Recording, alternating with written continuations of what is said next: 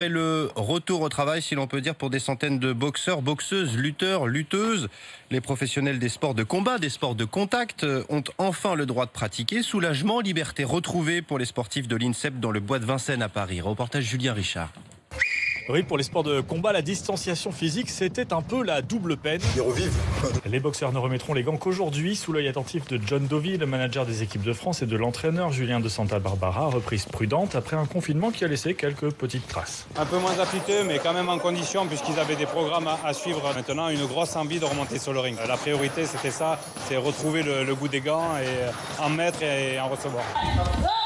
Les athlètes retrouvent le sourire. Ça fait vraiment du bien. La taekwondoïste Magda Viet est... Donc taekwondo, c'est la tactique, c'est les distances. Donc avoir un adversaire, c'est obligatoire pour pouvoir se régler pour les compétitions à venir. Reste le flou d'une saison au calendrier complètement chamboulé. On a vraiment zéro date. On attend les dates pour le tournoi de qualification olympique. C'est un peu compliqué, c'est sûr, pour se projeter. Mais après, pour la motivation, on sait que dans tous les cas, dans un an, il y a les Jeux. Donc si on veut être prêt, il faut repartir maintenant. Si les professionnels ont reçu le feu vert, les amateurs, eux, doivent encore patienter avant de pouvoir croiser les gants. RMC 7h38, presque 39, les courses. Oui. Anaïs ?